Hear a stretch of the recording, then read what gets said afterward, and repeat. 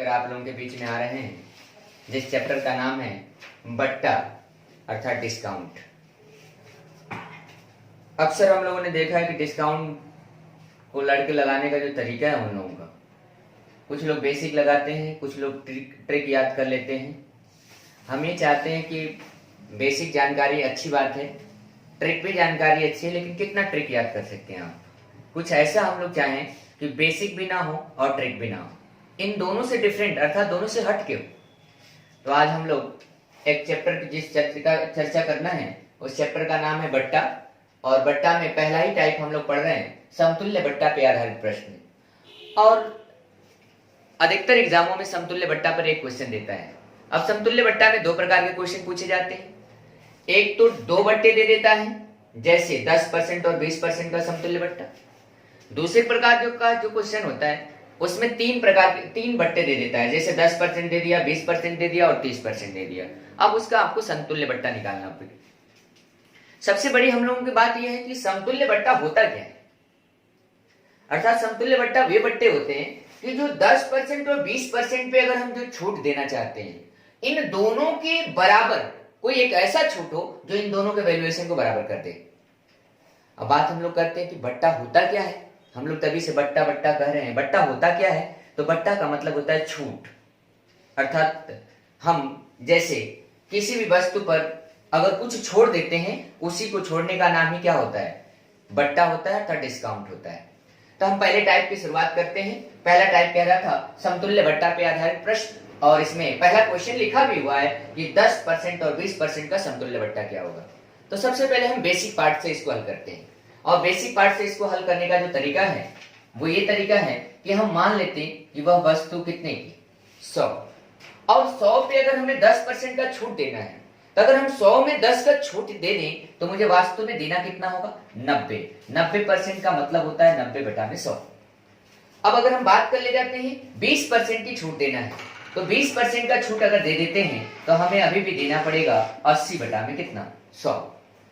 अब देखिए 10% का छूट दिया तो 90 बटा में 100 देना है, 20% का छूट दिया तो 80 बटा में 100 देना है। 100 से 100 कैंसिल हो गया। अब यहाँ से एक जीरो से एक जीरो कैंसिल, एक जीरो से एक जीरो कैंसिल। 9 में 8 का गुणा कर देते हैं तो 72 रुपया तो मुझे देना पड़ा। कितने में? 100 में। तो अगर 100 रुपए में मुझे 72 रुपया देना पड़ा तो वास्तव में मुझे छूट कितनी हुई? 28 रुपए की। अर्थात वही 28 रुपया को हम कह सकते हैं कि 28% का मुझे क्या हुआ? छूट हुआ। अर्थात ये एकल बट्टा हुआ। जो 10% 20% के दो बट्टे हैं उनका एकल बट्टा जो होगा वो आपका 28% होगा। ये तो जो था तरीका नंबर 1, नियम नंबर 1 था कि ये बेसिक तरीके से सबसे बेसिक सबसे आसान तरीका है कि हमने 100 माना और 100 में 10% की छूट दिया 90 हो गया, उसके बाद 20% की छूट दिया 80 हो गया, और उसके बाद मैंने इसको सॉल्व किया तो पता चला कि 72 रुपया मुझे देना पड़ा। तो कितने में देना पड़ा? 72 में। तो 100 में 72 देना पड़ा तो हमें छूट कितना मिला? तो 28%। अब इसी को हम बात कर ले जाते हैं दूसरे तरीके से, जो दूसरे तरीके से हम लोग ट्रिक का नाम देते हैं। दूसरे तरीके से मतलब ट्रिक का नाम देते हैं, और वो ट्रिक होती है m + n - mn बटा में 100। जो ये ट्रिक है वो ट्रिक है m + n - mn बटा में 100। अब देखिए वो कैसे। तो आप देखिएगा, अगर हम बात कर ले कि 10% की छूट, 20% की छूट और माइनस 10 × 20 और बटा में 100, तो 0 से 0, 0 से 0 कैंसिल। अब 10 और 20 को अगर जोड़ दिया जाए तो ये 30 आ जाएगा, और 2 एक कम 2 को घटा दिया जाए तो ये जो आएगा वो 28% की छूट आएगी। तो हमने देखा कि एक क्वेश्चन को हमने बेसिक देखा, इसी क्वेश्चन को मैंने दूसरे तरीके से देखा जो हर किताबों में लिखा रहता है m + n - mn बटा में 100। अब हम एक ऐसे तरीके का निर्माण करना चाहते हैं, एक ऐसा तरीका का प्रयोग करना चाहते हैं कि इससे भी परे हो और इससे भी परे हो, क्योंकि बताने के लिए तो बहुत जगह आप लोगों को ऐसे क्वेश्चन मिलेंगे। लेकिन अगर हम बात कर ले जाते हैं, आइए अब हम लोग देखना चाहते हैं, पहला तरीका तो देख लिया, दूसरा तरीका भी देख लिया, अब वो तरीका देखिए जो इन सबसे डिफरेंट हो। और सबसे डिफरेंट का मतलब तरीका नंबर 3। अब आइए देखते हैं तरीका नंबर 3 को कैसे लगाते हैं। क्वेश्चन कह रहा था 10% और 20% के समतुल्य बट्टा। तो इसमें जो सबसे बड़ा होता है, ऐसा नहीं कोई जरूरी नहीं कि बड़ा को ही ले, लेकिन जो सबसे बड़ा होता है पहले उसी को ले लेते हैं। 20% की छूट। अब ये बताइए अगर 100 रुपए था और 100 रुपए में 20% की छूट, मतलब 20 रुपए की छूट हो गई, तो 100 में 20 छोड़ दिया होगा, तो अभी देना कितना होगा? 80। अब बताइएगा 100 रुपए में से 20% छोड़ दिया, बचा कितना? 80। 80 में से 8 ले लीजिएगा और 10% में से 1 ले लीजिएगा और 10 में 8 का गुणा कर दीजिएगा। 8 एक कम कितना हो जाएगा? 8। फिर से देख लीजिएगा, अभी कंफ्यूजन हो रहा होगा आप लोगों को कि आया कैसे। 20% का समतुल्य बट्टा और 10% का समतुल्य बट्टा, 10 और 20 का समतुल्य बट्टा निकालना था, तो ये 20 को मैंने ज्यों का त्यों ले लिया, बच गया कितना? अभी भी 80 बचा होगा। भाई 20% का छूट दे दें तो अभी भी 80 बचा होगा। अब 80 में से 8 ले लीजिएगा, 80 में से 8 और 10 में से 1 और 8 में 1 का गुणा कर दीजिएगा। 8 एकम कितना? 8 और इन दोनों को जोड़ दीजिएगा, डायरेक्ट उत्तर मिलेगा 28%। अभी भी समझ में नहीं आ रहा होगा तो आइए देख लेते हैं। इस क्वेश्चन को मैंने कहा है आप लोगों को टाइप नंबर 3 को, कि टाइप नंबर 3 को देखने के लिए कि बड़े वाले को ले लिया, 20% की छूट, बचा अभी भी कितना होगा? 80। 80 भी बचा होगा, 100 में से 20 छोड़ दिया तो भी 80 बचा होगा। तो 80 में का 8 ले लीजिएगा और ये 10% में का क्या लेना है? 1, और इन दोनों का आपस में गुणा कर देना है और ये जो आएगा वो 8% आएगा, दोनों को जोड़ दीजिएगा तो ये 28% आएगा। अब मामला इस बात का है कि 8 लाए कैसे, तो 8 लाने का थोड़ा सा इसी को विस्तार देखते हैं। ये 20% का छूट समझ में तो आ रहा होगा, प्लस अब दूसरे छूट की बात करें, देखिएगा ध्यान से। अगर जो ये आया था तो वो कैसे आया, तो पहले की बात कर ले जाते हैं कि 20% तो छूट दिया था, 20% का छूट दिया था। अब जो दूसरा छूट था अब वो 80 बच गया और 80 में कितना छूट देना है? 10% का छूट देना है। तो 10% का छूट देना है तो ये हो जाएगा 8 एकम कितना? 8। तो ये जो होगा 20% होगा प्लस ये 8% होगा और टोटल कितना परसेंट होगा? 28% होगा। आइए क्वेश्चन को फिर से देखें, क्वेश्चन नंबर 2। अब देखिए 40% और 20% का समतुल्य बट्टा देखना है। तो अब मेरे सिस्टम से देखिए, पहला बेसिक आपने देख लिया था, दूसरा m प्लस n वाला देख लिया था। अब मैं ये चाहता हूं कि डायरेक्टली देखिए, बताइएगा 40% और 20%, पहला छूट कितना होगा? 40% का, पहला छूट 40% का हो गया। अब अगर 40 छोड़ ही दिया होगा तो बचेगा कितना? 60। बचेगा कितना? 60। अब देखिए 60 में का 6 ले लीजिए, 60 में का 6 ले लीजिए और यहाँ 20% में का 2 ले लीजिए। 60 का 6 और 20 का 2, डायरेक्ट 6 दुना के कितना? 12% और उत्तर मिल जाएगा कितना? 52%। तो ये जो आपका समतुल्य बट्टा होगा वो होगा आपका 52%। आइए देखते हैं क्वेश्चन नंबर 3 की बात करें। क्वेश्चन नंबर 3, एक क्वेश्चन और तीसरा देख लेते हैं। क्वेश्चन है 70% और 30% का समतुल्य बट्टा। 70% और 30% का समतुल्य बट्टा किसी को ले लीजिए, जैसे 70 को मैंने ले लिया, 70% ले लिया। अब बताइएगा अगर 100 में से 70 छोड़ दिया, मतलब छूट दे दिया, तो अभी हमारे पास कितना बचा? 30।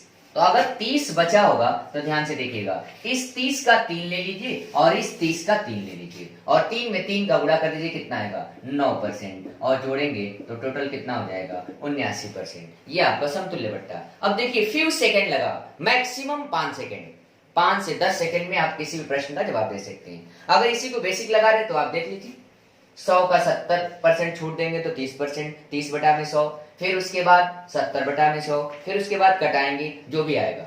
या तो फिर आपके पास एक विकल्प और है कि m plus n plus mn बटा में क्या? 100। लेकिन मैंने जहां तक देखा है ये एकदम सिंपल क्वेश्चन था। एक बार लास्ट बार इस क्वेश्चन को देख लेते हैं, क्योंकि इसमें बहुत लड़कों को शुरू में थोड़ी सी दिक्कत होगी, लेकिन अगर एक बार अगर माइंड में सेट हो गया तो याद रखिएगा इससे आसान कुछ नहीं।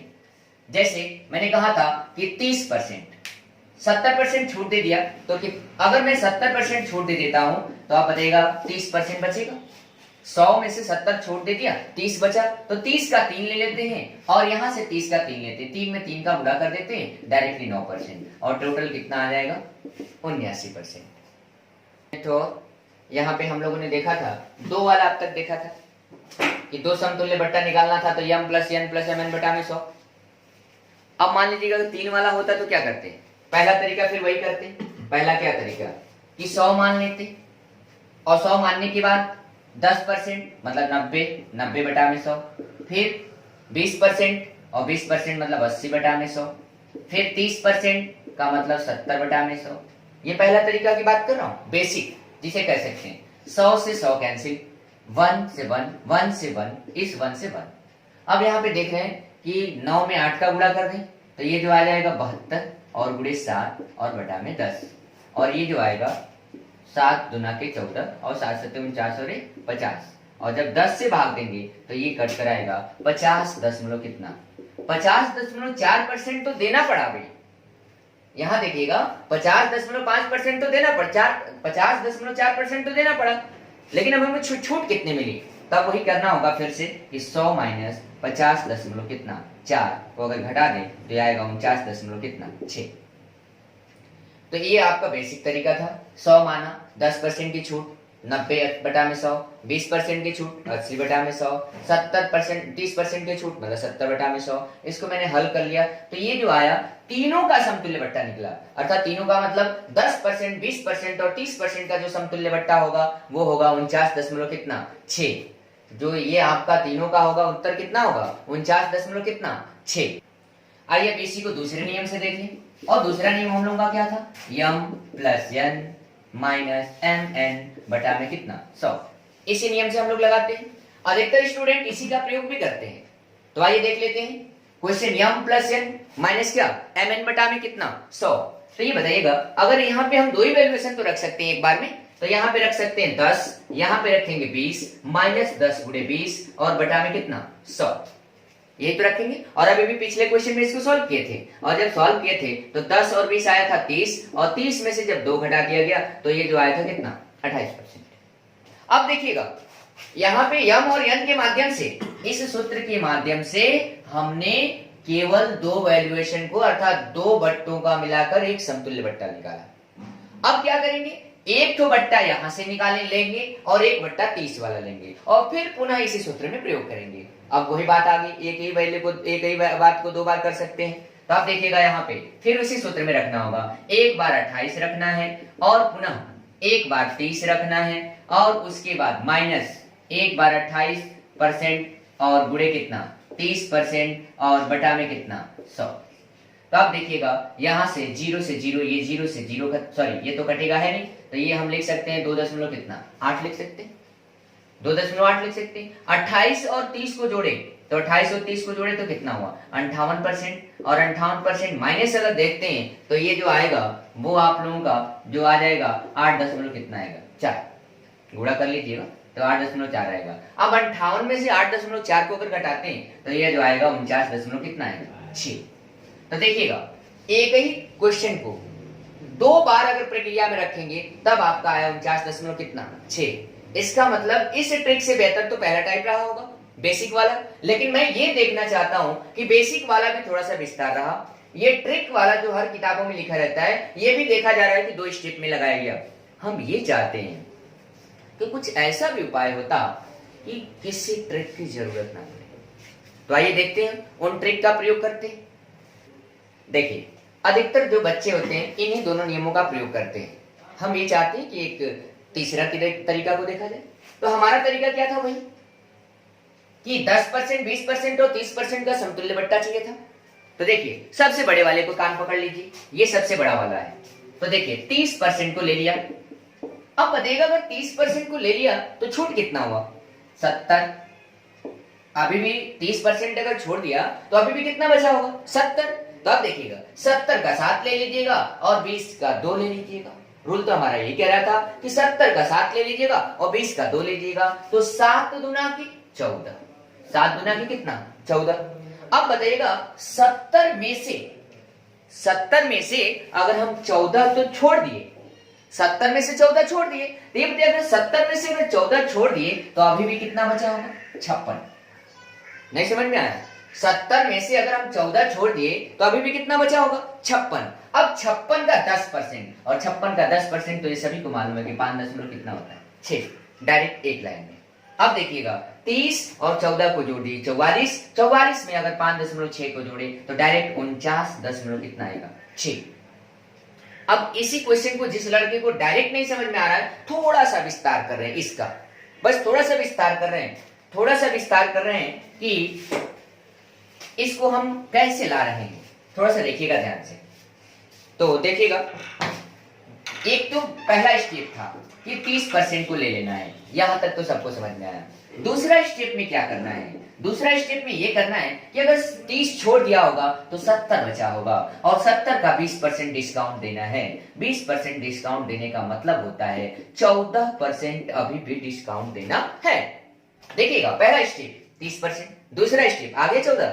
अब देखिएगा 70 में से 14 तो डिस्काउंट कर दिया तो अभी भी कितना बचा होगा 56%, अभी भी 56% बचा होगा। तो अब देखिएगा 56 का क्या परसेंट 10% और 56 का 10% तो सब जानते हैं कि 5 कितना होता है 6। अब देखिएगा मैंने तो यही कहा था कि इसको और फिर इसको और इसको तीनों को आपस में क्या कर देते हैं जोड़ देते हैं, अर्थात ये जो आएगा 30% प्लस 14% और प्लस कितना 5.6% बराबर 49 कितना 6%। यार देखिएगा मैंने ये जानबूझ के स्टेप बाय स्टेप पढ़ाया है क्योंकि एक बार अगर ये क्वेश्चन समझ में आ गया तो डायरेक्टली एक लाइन में बिना पेन चलाए भी उत्तर दे सकते हैं। आइए देख लीजिए एक क्वेश्चन को और देख लेते हैं। ये क्वेश्चन नंबर 5 नंबर है, 5 क्वेश्चन देख लेते हैं। 5वां इसी टाइप में क्वेश्चन कह रहा था 60%, 70%, 60%, 40% और 10% का समतुल्य बट्टा। तो देखिए हम एक सिस्टम से लगाना चाह रहे हैं जिस सिस्टम को आपको बताया था। एक तो 100 मान लीजिए, mn पे लगा लीजिए। बाकी सिस्टम को देखिए, पहला छूट दे दीजिए 60% का। अच्छा ये बताइए अगर पहला जो छूट है 60% का अगर आप दे देते हैं तो बचा कितना 40। तो अब बताइए अगर 40 छूट दे रहे हैं, 40 अभी बचा है तो इस 40 का 4 ले लीजिए और इस 40 का 4 ले लीजिए और 4 में 4 का गुणा कर दीजिए, 4 चौका 16 डायरेक्ट। अब बताइएगा 40 से बचा था, 40 में 16 और दे दिए, 40 में 16 और दे दिए। तो अब देखिए 40 में 16 दे दिए तो बचा कितना 24। 40 में से 16 दे दिए तो कितना बचेगा 24 बचेगा। अब देखिएगा जब 24 बचा तो 24 का 10% और 24 का 10% का मतलब 2 दशमलव कितना होता है 4। एक लाइन का आंसर है। तो अब देखिएगा 60 और 16 76, 76 और 2 कितना ये रहा 78 दशमलव कितना, डायरेक्टली एक लाइन में आंसर आ जाएगा। आइए हम लोग बट्टा का टाइप नंबर 2 देखें और बट्टा का टाइप नंबर 2 हेडिंग लिखा हुआ है अंकित मूल्य से क्रय मूल्य ज्ञात करना। टॉपिक है अंकित मूल्य से क्रय मूल्य ज्ञात करना और उसमें एक क्वेश्चन भी दिया हुआ है कि किसी घड़ी का अंकित मूल्य 600 रुपया है, विक्रेता 20% का बट्टा देने के बाद भी, विक्रेता 20% का बट्टा देने के बाद भी वह 20% का लाभ प्राप्त करता है, वस्तु का क्रय मूल्य ज्ञात कीजिए। इसका मतलब जो भी हम लोग बट्टा देते हैं अर्थात छूट देते हैं किस पर देते हैं अंकित मूल्य पर। अर्थात कहने का मतलब ये मान लेते हैं कि ये मार्कर है और इस मार्कर का कीमत 100 रुपया है।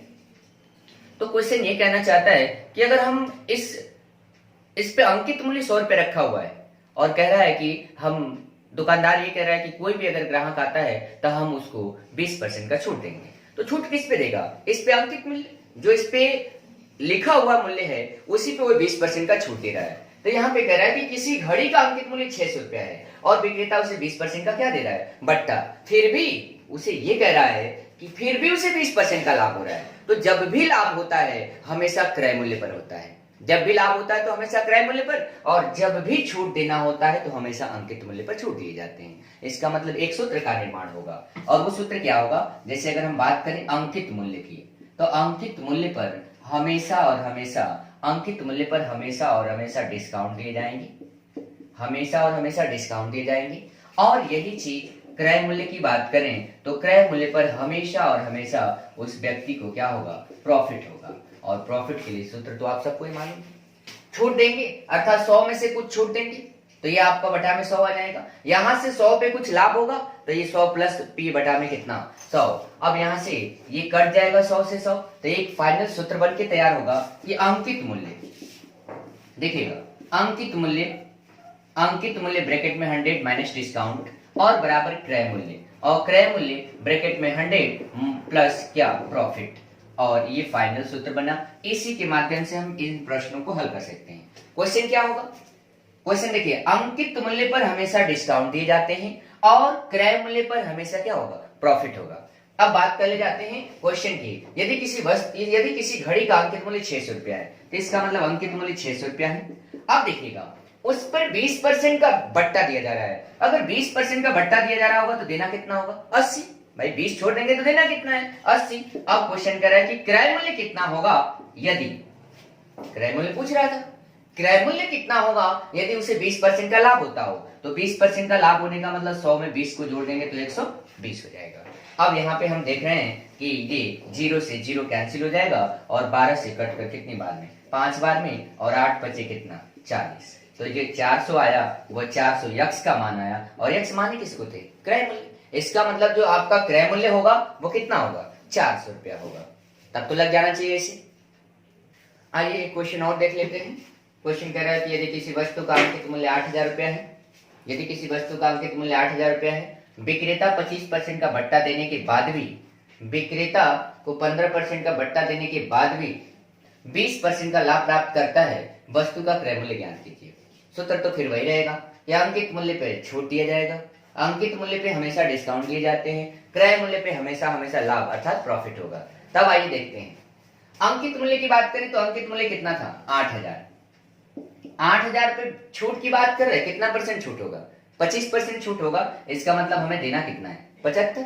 अब देखिएगा क्रय मूल्य की बात करें तो क्रय मूल्य को क्या मान लें यक्स, और अगर 20% का लाभ होगा तो आंसर हो जाएगा कितना 120। अब बताइएगा ये गुणा इधर आएगा तो क्या होगा भाग होगा, अर्थात ये जो हो जाएगा 8000 और गुणे 75 और बटा में कितना 120। 0 से 0 कैंसिल हो जाएगा, 3 से कटा दीजिएगा 4 आ जाएगा, इस 3 से कटा दीजिएगा 25 आ जाएगा, और इस 4 से कटा दीजिएगा तो ये 200 में कन्वर्ट हो जाएगा, और 25 दुना के कितना 50, अर्थात जो उसका क्रय मूल्य होगा, जो उसका क्रय मूल्य होगा वो आएगा आपका 5000। तो हमने सिंपल तरीके से देखा कि अंकित मूल्य 8000 था, 25% का छूट दिया 75 देना होगा।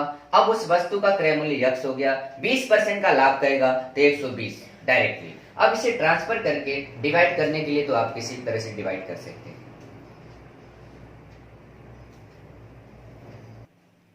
फिर से इसी क्वेश्चन को एक बार और देख लेते हैं, क्योंकि बहुत लोगों को पहली बार समझ में नहीं आता है। देखिए क्वेश्चन कह रहा है कि यदि किसी वस्तु का अंकित मूल्य 8000 रुपया है, अब विक्रेता 25% का भट्टा देने के बाद भी उसे 20% का लाभ प्राप्त करता है, तो वस्तु का क्रय मूल्य ज्ञात कीजिए। और सूत्र क्या है अंकित मूल्य ब्रैकेट में 100 माइनस डिस्काउंट, अर्थात अंकित मूल्य पर ही छूट दिया जाता है और क्रय मूल्य पर ही क्या होगा लाभ। तो अब बताइएगा अंकित मूल्य तो दिया हुआ है, अंकित मूल्य जो है 8000 है, और 8000 पर क्वेश्चन ये कह रहा था कि 8000 पे 25% का भट्टा दिया जा रहा है। तो अगर 25% का भट्टा दिया जा रहा है इसका मतलब हमें देना कितना है 75 देना है, और वो 75 किसका देना है 8000 का। अब क्वेश्चन कर रहा है कि उस वस्तु का जो क्रय मूल्य था वो वस्तु का क्रय मूल्य कितना है यक्स मान लेते हैं। अब क्वेश्चन कह रहा था कि उसे 20% का लाभ चाहिए, 20% का लाभ का मतलब होता है 120। अब देखिएगा अब ये गुणा है इधर भेजा जाए तो क्या होगा भाग होगा, इसका मतलब ये 8000 गुणे 75 और बटा में 100 कितना 20। अब हम देख रहे हैं कि इसको हम 0 से 0 कटा देते हैं, 3 से कटा देंगे तो ये 4 में बदल जाएगा, 3 से कटा देंगे तो ये 25 में बदल जाएगा, और ये तो हम जानते हैं कि 4 से अगर कटा देंगे तो ये 200 में हो जाएगा। इसका मतलब ये 200 और गुणे कितना 25, तो ये 25 गुना कितना 50 हो जाएगा, और 2 ठो 0 बच गया था तो ज्यों का त्यों उतार देंगे। तो ये जो 5000 आया वही 5000 हमारा क्या था क्रय मूल्य। तो क्रय मूल्य जो हुआ वो कितना है 5000। तो ऐसे क्वेश्चन अब हमको लग रहा है कि इस सूत्र से लग सकते हैं, क्रय मूल्य पर हमेशा डिस्काउंट, सॉरी अंकित मूल्य पे हमेशा डिस्काउंट देना है और क्रय मूल्य पे हमेशा क्या देना है प्रॉफिट देना है। लास्ट एक क्वेश्चन और देख लेते हैं, उसके बाद टाइप को बदल देते हैं। आइए एक क्वेश्चन लास्ट और देख लेते हैं हम लोग। क्वेश्चन कह रहा है कि कृपाल अपने सभी सामान पर 8% की छूट पर देता है, कोई भी सामान हो 8% की छूट पे दे रहा है, और फिर भी 15% का लाभ कमाना चाहता है या लाभ प्राप्त करता है। यदि एक वस्तु पर 250 रुपया अंकित हो तो उसका लागत मूल्य क्या होगा। तो आइए देखिए फिर से वही सूत्र की बात करें, क्या अंकित मूल्य, और अंकित मूल्य पर हमेशा डिस्काउंट दिए जाते हैं और क्रय मूल्य पर हमेशा प्रॉफिट होगा। इस क्वेश्चन के हिसाब से हमेशा प्रॉफिट होगा। तो देख लीजिएगा फिर से हम उसी क्वेश्चन की बात कर रहे हैं, अंकित मूल्य पर डिस्काउंट देना है। तो देखिए अंकित मूल्य कितना है 250, और 250 पे कितने का छूट देना है 8%। तो अगर 250 पे अगर 8% का छूट दें तो हमें देना भी कितना होगा, अभी भी 92 देना होगा, 92। अब बताइएगा अगर ये बात करें क्रय मूल्य की, तो क्रय मूल्य को क्या मान लिया जाता है, यक्स।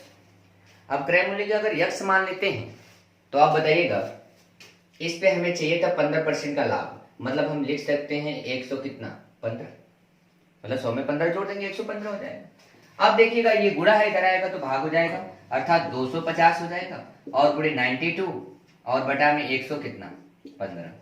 शायद मुझे लग जा रहा है कि कट जाना चाहिए, तो आइए देख लेते हैं किससे कट जाएगा। ये 5 से कटा दीजिए, 5 दूना के 10 और 5 3 15, ये 5 से कटा दीजिएगा, कितना आ जाएगा 50 आ जाएगा। और मुझे लग रहा है कि ये 23 जो है 23 से 4 बार में कट जाना चाहिए, क्योंकि 23 चौका 92 होता है। अब यहाँ पे देख रहे हैं 50 में अगर 4 का गुणा कर देते हैं तो 50 गुणे 4 बराबर कितना आ जाएगा, ये 200। ये 200 जो है यही उस वस्तु का क्या था, क्रय मूल्य था। अर्थात हमने देखा कि 8% का छूट दिया तो 250 का 8% छूट देने पर 92 हो गया। अब यहाँ पे देख रहे हैं कि वस्तु का क्रय मूल्य x मान लिया, 15% के लाभ की बात करा तो 115 हो गया। उसके बाद 115 को इधर ले आया तो बटा में हो गया, और 5 से कटाया तो 50 बच गया 23, 23 से 92 को कटाया 4 बार में कट गया, और 50 में 4 का गुणा कर दिया 200। तो उस वस्तु का जो क्रय मूल्य था, उस वस्तु का क्रय मूल्य कितना है 200। आइए देखते हैं टाइप नंबर हम थर्ड को भी देख लेते हैं। तो टाइप नंबर थर्ड को हमने हेडिंग में देखा है कि अंकित मूल्य क्रय मूल्य से कितने प्रतिशत अधिक होगा। क्वेश्चन देखिए, यदि 20% की छूट देकर भी 12% का लाभ लेना हो तो अंकित मूल्य को क्रय मूल्य से कितना प्रतिशत बढ़ा के रखना होगा। मतलब अंकित मूल्य को क्रय मूल्य से कितना % बढ़ा के रखना होगा। तो इसके लिए जो ट्रिक लिखा जाता है कि जो ट्रिक से लगाते हैं, बहुत बच्चे इस ट्रिक का प्रयोग करते हैं कि डिस्काउंट और प्रॉफिट दोनों को जोड़ देते हैं, 100 माइनस डिस्काउंट और मल्टीप्लाई बाई 100। कुछ लोग इसी का प्रयोग करते हैं। अब आइए देखते हैं, जैसे 20% के डिस्काउंट है, 12% का लाभ, 20% का डिस्काउंट है, 12% का लाभ, दोनों को जोड़ देते हैं। 100 माइनस डिस्काउंट अर्थात 20 को लेस कर देंगे और मल्टीप्लाई बाई 100। तो ये 20 और 12 जोड़े तो कितना आएगा 32, और 32 बटा में 80 और गुणे कितना 100। तो ये 20 से 4 बार में, 20 से 5 बार में, 4 से 8 बार में, और 8 बचे कितना 40%। इसका मतलब क्रय मूल्य से अंकित मूल्य को 40% बढ़ा के रखना होगा। अंकित मूल्य को जो अभी हमने कटा के देखा था कि ये 4 से कट के 32 होगा, तो 8 बचे कितना हो गया ये 40%। तो ये जो 40% आया ना, वो 40% जो ये है वो कहना चाहता है कि अंकित मूल्य को क्रय मूल्य से 40% क्या करिए बढ़ा के रखिए। ये जो था एक ट्रिक से हर लोग इसको लगाने का प्रयास करते हैं। आइए हम लोग देखते हैं, आइए हम लोग इसको देखते हैं कि बिना ट्रिक का कैसे लगाना है। एक तो ये ट्रिक का सिस्टम हो गया, देखते हैं हम बिना ट्रिक का इसको कैसे लगाते हैं, क्योंकि अधिकतर आजकल के बच्चे जो हैं ट्रिक के आदी हो गए हैं। और ट्रिक जो है याद रखिएगा, ट्रिक जो है बहुत जल्दी आता है और बहुत जल्दी चला भी जाता है। अर्थात याद रखेंगे बहुत ट्रिक, तो इतने ट्रिक हैं जो याद करना संभव है नहीं। तो जब याद करना संभव नहीं तो कुछ ऐसे भी मेथड का प्रयोग करिए जो बिना ट्रिक का प्रयोग करें। क्वेश्चन कह रहा है कि यदि 20% की छूट दें, तो ये बताइए अगर हम 20% का छूट देते हैं तो अभी भी कितना देना होगा 80। 20 का छूट दे रहे हैं तो अभी भी कितना देना होगा 80। अब क्वेश्चन आपसे ये कह रहा था कि 12% का लाभ हो, ध्यान से देखिएगा, 20% की छूट दिया तो 80 देना हो, 12% का लाभ होना चाहिए, मतलब अब कितना हो जाना चाहिए 112। ध्यान से देखिएगा, ये बताइए 80 से 112, ध्यान से देखिएगा 80 से 112 कितना बढ़ा 32 बढ़ा। ध्यान से देखिएगा 80 से जो 112 है कितना बढ़ा 32 बढ़ा।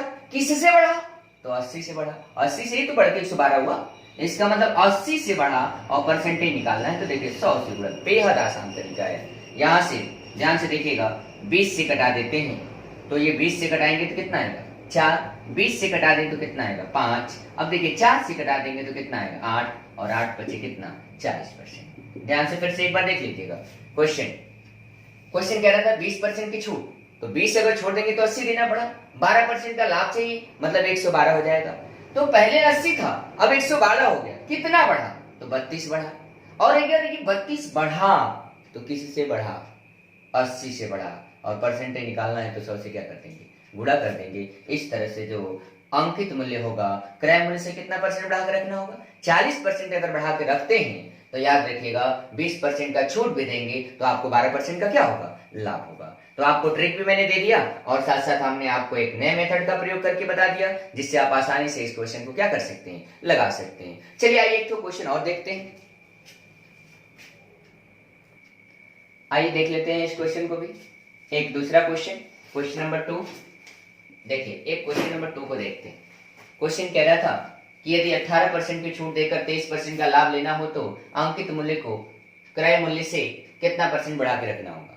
तब हमारे मेथड से देखिए, क्वेश्चन कह रहा है 18% की छूट, ठीक बताइए अगर 100 में से 18 अगर हम छोड़ ही देंगे तो मुझे देना कितना होगा, 82, 82।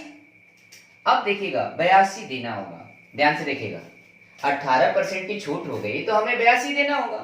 अब क्वेश्चन कह रहा है कि 23% का लाभ हो जाए और 23% का लाभ का मतलब होता है 100 कितना, 23। अब ये देखिएगा कि 82 से 123 जाने में कितने का डिफरेंस आ गया।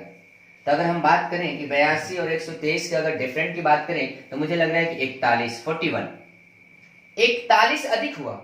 अब बताइए अगर 41 अधिक हुआ तो किससे अधिक हुआ, 82 से। भाई पहले 82 था, अब 123 हो गया, तो अब ये अधिक हुआ, लेकिन किसकी वजह से अधिक हुआ, तो इसके 82 की वजह से अधिक हुआ। और इसके बाद परसेंटेज निकालना है तो 100 से गुणा कर देंगे। 41 एक कम 41, 41 दुना 82 और इससे कटाकर हम लाएंगे कितना परसेंट, 50%। इसका मतलब क्वेश्चन का आंसर जो ये होगा कि अंकित मूल्य को क्रय मूल्य से 50% बढ़ा के रखना होगा।